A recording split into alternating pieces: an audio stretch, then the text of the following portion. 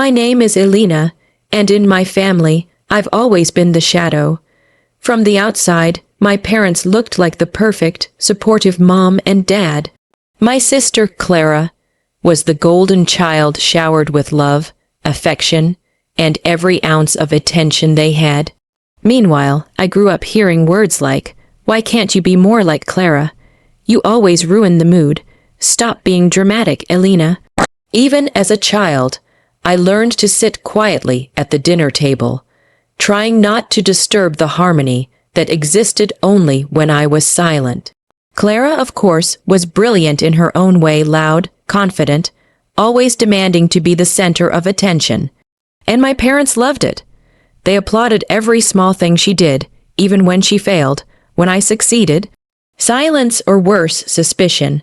So, when Clara got engaged to her longtime boyfriend, the house buzzed with excitement. Mom started planning the wedding months before the proposal was even official. Dad nodded proudly every time Clara entered the room, as if she was the very embodiment of perfection. And me, I was actually happy for her. Despite everything, I believed maybe, just maybe, this would be the moment my family would finally see me as part of them. Weddings, after all, were about family, but I was wrong. One afternoon, I visited home to help with the wedding arrangements. I thought I'd be included in planning the guest list, the decorations, or at least asked my opinion on bridesmaid dresses.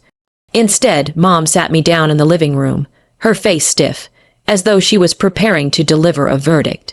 "Elena," she said in her usual sharp tone, "we need to talk about the wedding." I smiled, hopeful, of course. "What do you need me to do?" Her expression didn't soften. Instead, she sighed, "We think it's better if you don't come." The words hit me like a slap. "What, not come? It's my sister's wedding. Elena, please don't make this harder than it is." She interrupted. "Clara feels your presence might make things awkward. She wants her big day to be perfect, and you know how you two clash." I stared at her in disbelief.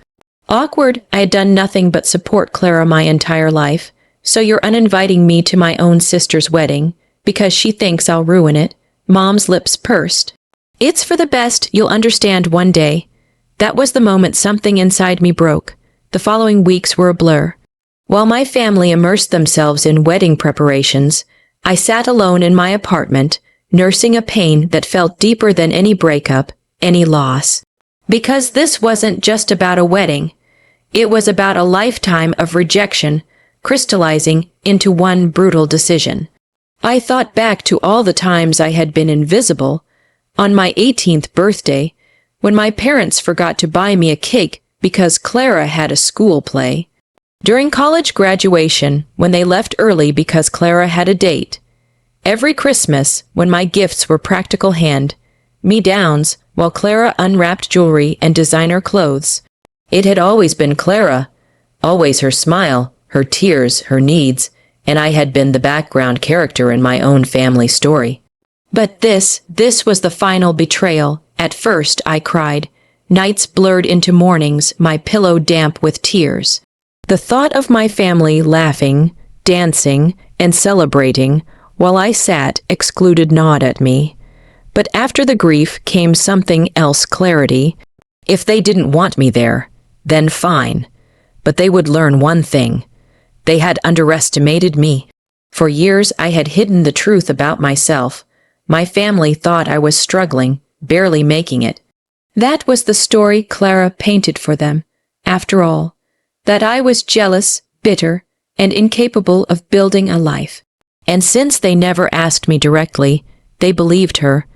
What they didn't know was that I had spent the past years building a career in silence. I had my own business, clients who respected me, and a reputation I had earned without their help. I had invested smartly, bought my own place, and created a circle of friends who valued me more than my family ever did. And now, with Clara's wedding approaching, I realized I had the power to turn their perfect day upside down. Not with cruelty, not with malice, but with truth. The day of the wedding arrived. The city buzzed with Clara's extravaganza. A glamorous venue, a guest list dripping with social climbers, and the kind of display that screamed, "Look at us, we're perfect." I wasn't invited, but that didn't mean I wasn't there. No, I didn't storm in unannounced or create a scene. I had a better plan, a sweeter one. In the weeks leading up, I'd received an invitation from Clara's fiancé's family. An invitation my own family had no idea I had. You see, unlike Clara, I had taken the time to build relationships with them years ago. They admired me, respected my independence. To them, I wasn't the awkward sister. I was Elena, the accomplished, grounded, kind woman they were proud to welcome into their circle.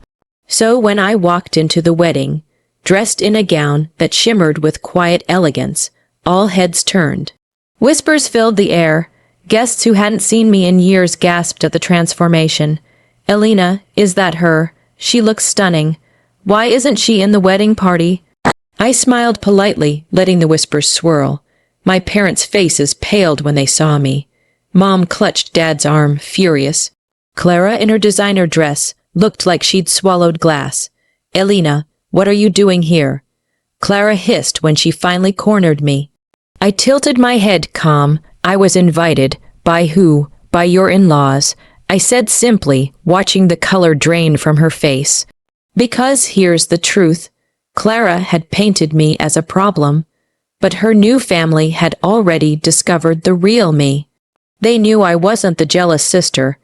They knew I had my own success, my own worth, and by inviting me, they made it clear they saw through the lies.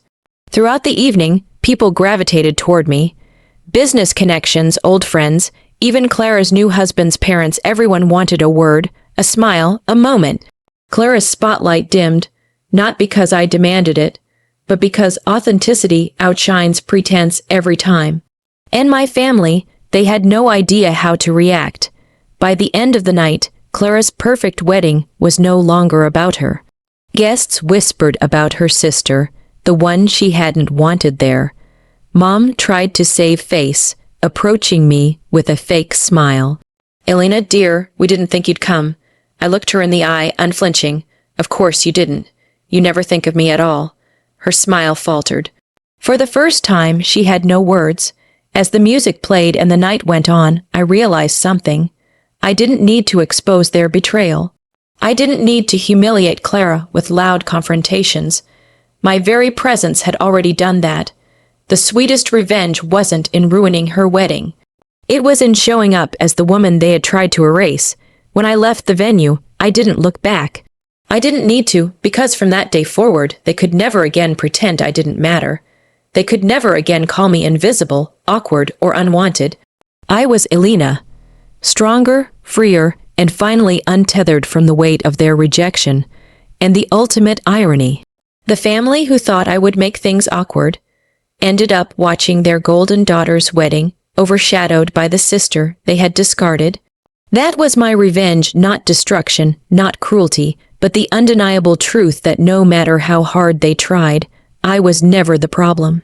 I walked away with my head high, smiling to myself, because the sweetest revenge is living a life they can never ignore.